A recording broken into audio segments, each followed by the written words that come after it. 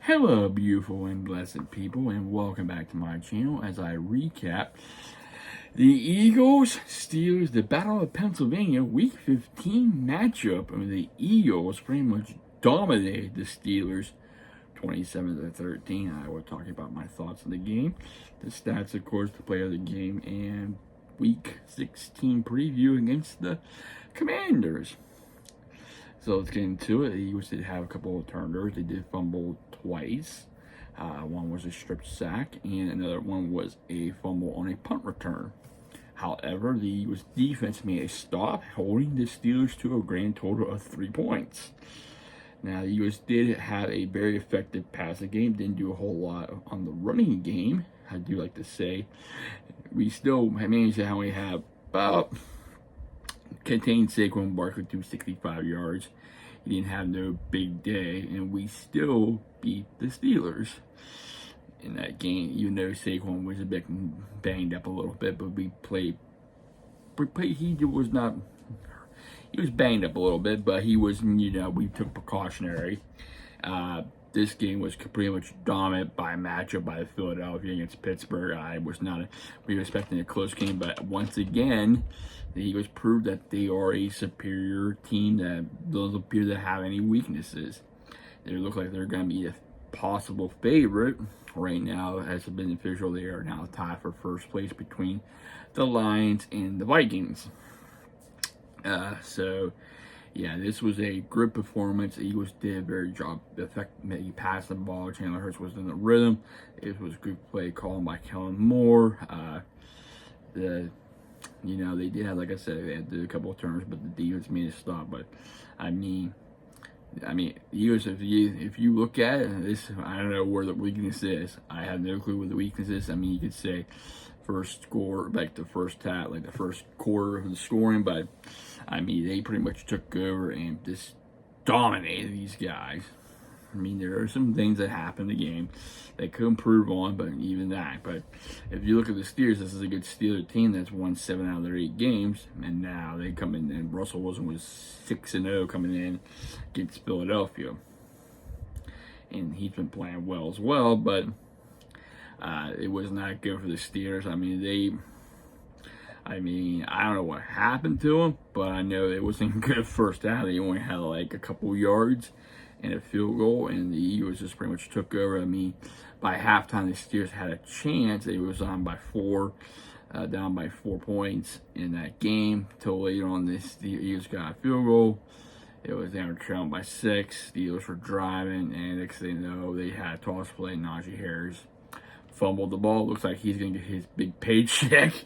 What Mr. Countryman says, if he's going to have a big day, which he didn't have a big day. It was a bad day. Very bad day for the running of the game. But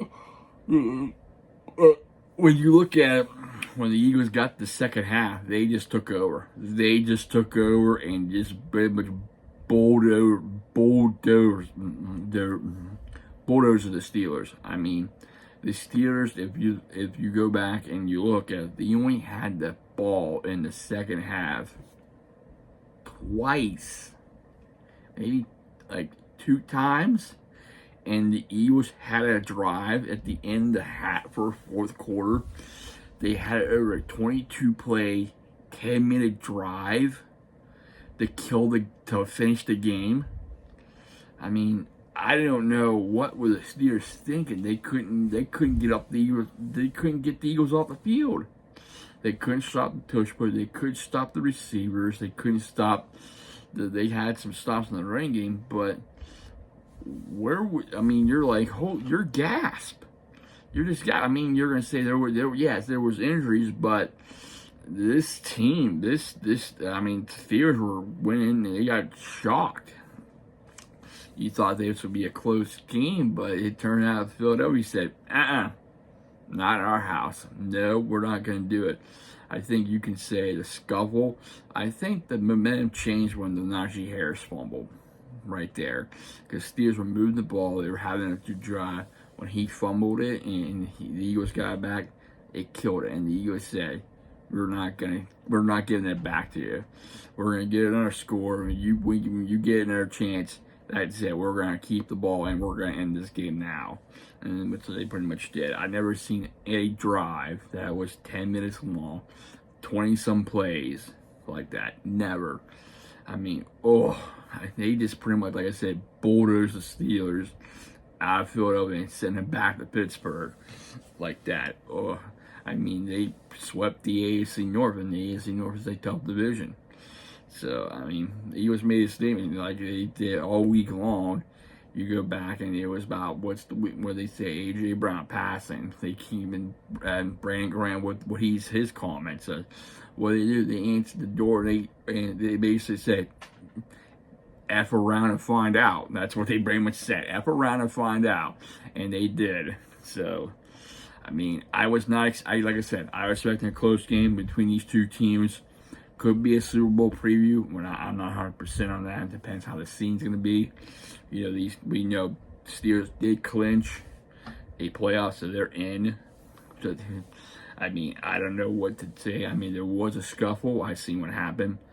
In my opinion, Washington, the backup tight end for the Steelers, should have just stopped blocking after the whistle was blown and move on. But he kept blocking. Whistle blown, took Slay in the back, and you know Slay's going to retaliate. Then starting a little scuffle. Then Quinn Mitch is going to defend his teammate and mentor Slay, and led to that. The penalty.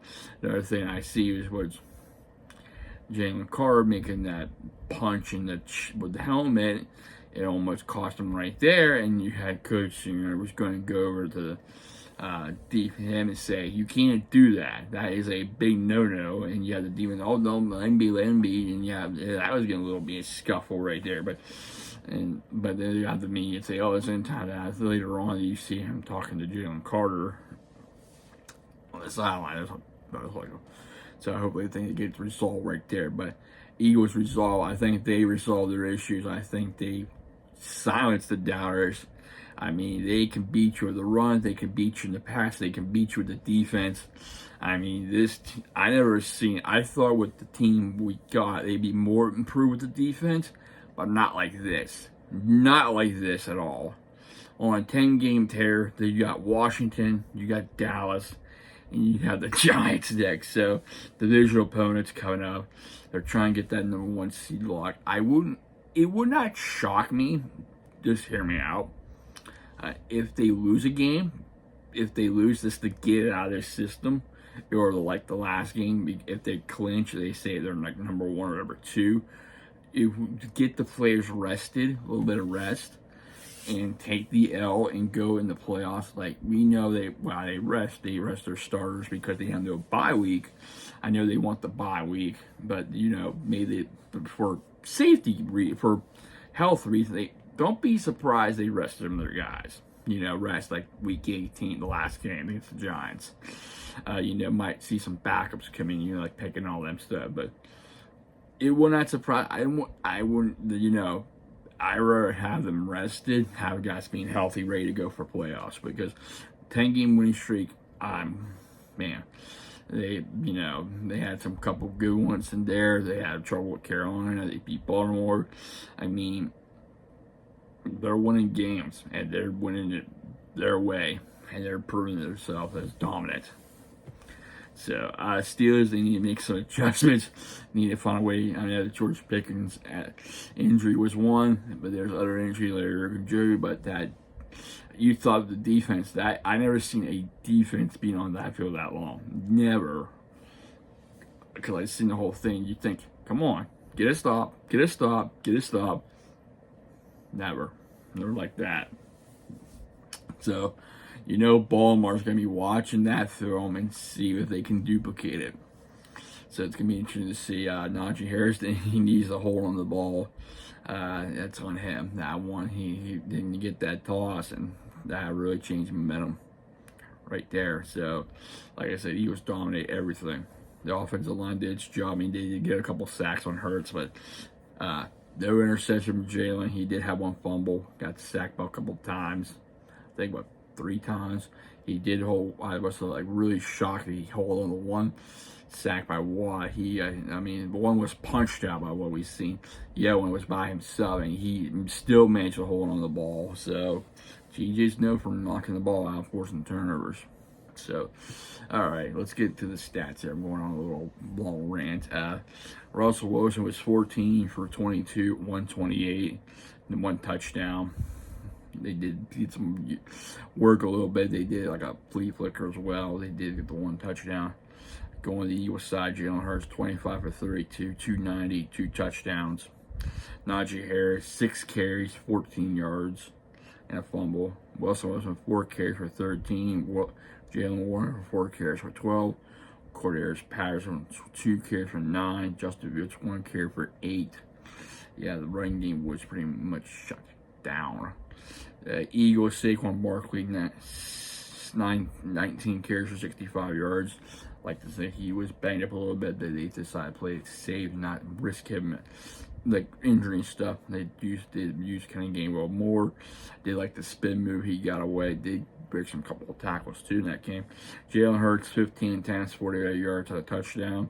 Kenny Gainwell 7 carries for 20 yards, and Devontae Smith carried for 1 yard. Austin caught the ball 5 times for 65 yards. Freiermuth caught 3 passes, 22 yards, a touchdown.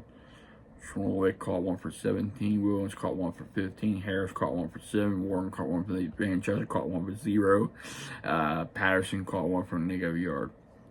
Okay, Eagles side, A.J. Brown, 8 catches, 110 yards. Touchdown, Devontae Smith, 11 catches, 109 yards. And a touchdown as well. Kenny Gainwell, 3 catches, 40 yards. Kyle Kater, 1 catch for 22. And Saquon Barkley caught 2 passes for 9 yards. Going to the scoring summary here. Okay, first quarter, Eagles answered this scoring with a 34-yard field goal from Jake Elliott, make it 3-0. Steelers answer back after a couple turnovers, 3-3 with a 37-yard field goal by Boswell. He sets the most field goal kicking name in franchise history. Congratulations, Boswell. The Eagles answer back with a touchdown, 5-yard touchdown pass to A.J. Brown, made it 10-3. Second quarter, Eagles answered, got another touchdown, made it 2 scores. Devontae Smith with a 2-yard catch from pass to Jalen Hurts, made it 17-3. Steelers answered back later on with a 9-yard pass to Freiermuth, made it 10-17. Boswell later on, getting close to the end of the half with a 49 field goal, made it 13-17. Eagles in the third quarter from a 41-yard field goal by Jake Elliott, made it 13-20. Eagles with a lead in the fourth quarter touchdown run by Hurts with a push. 27-13 was the final. Going into the PDF here real quick. Go to the team side here. Let's talk about time of possession. Let's see how that. Once we talk about time of possession, my goodness, they were the time of possession. Eagles had 26 first downs, 10 on the run, 15 through the air. Steelers had 10 first down, 4 on the run, 5 in the air, and 1 by penalty. Steelers on third down was 3 for 10 for 30%. Eagles were 10 for 17, 58%, and 1 time on fourth. Eagles have a grand total of 401 yards in that offense. Steelers have 163. Steelers only had 56 yards rushing. Eagles had 131. Steelers had 107 yards passing. Eagles had 270. Eagles did have 2 fumbles in the game. Eagles had time possession of 39 minutes and 52 seconds. Steelers had the ball for 20 minutes. Wow. That's a lot of stuff. Okay, going to the Steelers side defense. Patrick Queen had 11 tackles in the game. Alex Highsmith had 8 tackles and a sack. Kaiser with 8 tackles. Mika Fitzpatrick with 8 tackles. T.J. Watt with 2 sacks and a fumble force. Joey Porter Jr. had 5 tackles. Wilson had 5 tackles. Hayward with 5 tackles. Pierre with 5 tackles. Roberts with 4 tackles. Pierre with 4 tackles. Man, say Benton with 4. Jackson with 3. Adams with 2. Higby with 2. Bishop with 2. Milk with 2. Smith with 2. And Laundry with 1. And Sutton with 1. Okay. There was no interception. Like I said, 3 sacks on a fumble force. Going to the Eagles side defense. Jacoby with 10 tackles. Zach Bond with 5 tackles. Nolan Smith with a sack. Reed Blanchard with 3 tackles. Josh Sweat with 2 tackles and a sack. Jalen Carter with 2 tackles. C.J. Gardner-Johnson with 2 tackles. Williams with 2 tackles. Also to say Jacoby didn't have a fumble force. Slater with a tackle, Hunt with a tackle, Cooper Jean with a tackle, Davis with a tackle, Mitchell with a tackle. Yeah, so that concludes that. Make sure I'm not forgetting anything. Go to the injury report real quick. They had people met Kyle Beckton was rest. Bree Blankenship was concussed. AJ Brown with a rest. Sidney Brown with a knee. Jalen Carter with a shoulder. And it's limited practice and stuff like that. Throughout the week and stuff. So that's throughout the week. That's the only injury report throughout the week. Okay. And my player of the game is Jalen Hurts. After what a day he had, very efficient throwing the ball, running the ball.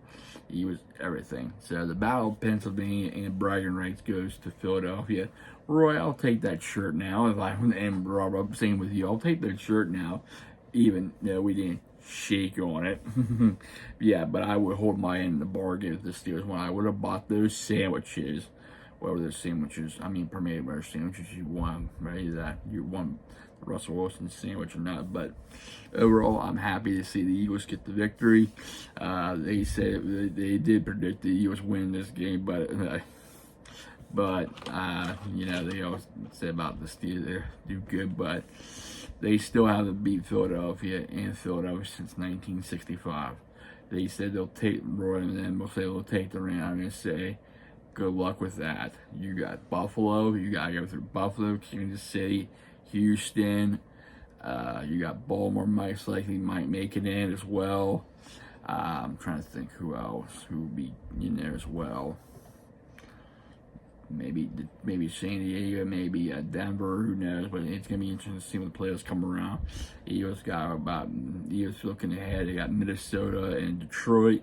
Detroit was banged up with injuries. Minnesota, you got what Sam Darnold, how he's been playing. He's gonna be the comeback player of the year.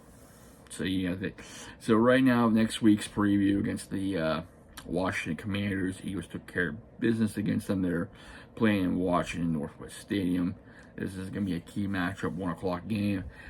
Eagles win this game. They clinch the division. They win the division. And they have 2 more games after that. So it's going to be interesting to see how these 2 teams play out. They have to contain Jalen Daniels and make him beat him with his arm, not his legs. They have to do a good job at covering scary Terry McLaurin and that team. And way I see it, what the Eagles been playing, I think they'll be able to do it. But I won't count on Washington yet. So this is going to be an interesting divisional battle. This is the second time these 2 teams meet, but it's in Washington. So let's see how things turn out this time around. But we'll have to wait and see. Expect the Eagles to do what they do. Maybe have more bounce attack. It was Saquon and them. So the Eagles did their. It was close last time till Saquon broke 2 runs and pretty much sealed the victory for them. So look for him the ball. It's Calcaterra, AJ, Smitty, Hurts, all them guys, and plus that defensive lockdown. I say Philadelphia wins this one 20-21. It's going to be one of those 7-point games where it's close, and you can't count out. The Washington's been playing well. I think Rookie of the Year is obviously going to be Jalen Daniels. As well, he'll be Rookie of the Year. I don't know about Defensive Rookie of the Year. Sort of say, all things going on, but we know Rookie of the Year. I think Saquon Barkley should be part of the MVP conversation, not just quarterbacks. He'll most likely get the Offensive Player of the Year, goes to running back, But come on, let's get a running back in the MVP this choice. He should be at least considered MVP. I mean, it's been a long time since we had a running back that's been MVP. I don't know if Adrian Peterson was MVP here before or not, but I know Marshall Faulk was, Marshall Faulk. And those, the greatest show on turf, those Rams. So, like I said, you just need to get to the quarterback, get Daniels throw, make him uncomfortable, make him throw the ball quick. He was contain the receivers, do well. They should get the W, keep doing things on offense. So, that's about it, everybody. This is my recap of me talking the Eagles against the Steelers. The Steelers have a bounce back game. Wish them luck. There's a lot of respect to these two. There's respect, and there's also the hate. We've seen the respect. And at the end of the game, we've seen them getting fisticuffs. Could have had a hockey fight. But so, like I said, we might see them at the Super Bowl. We'll have to wait and see. So, looking forward to it. Anyway, hope you enjoyed my recap. Hit the like button. Also, smash that subscribe button, turn on the notification. I'll be back with another video. So, take care, everybody. Stay safe, stay humble, and be a blessing. Fly, Eagles, fly.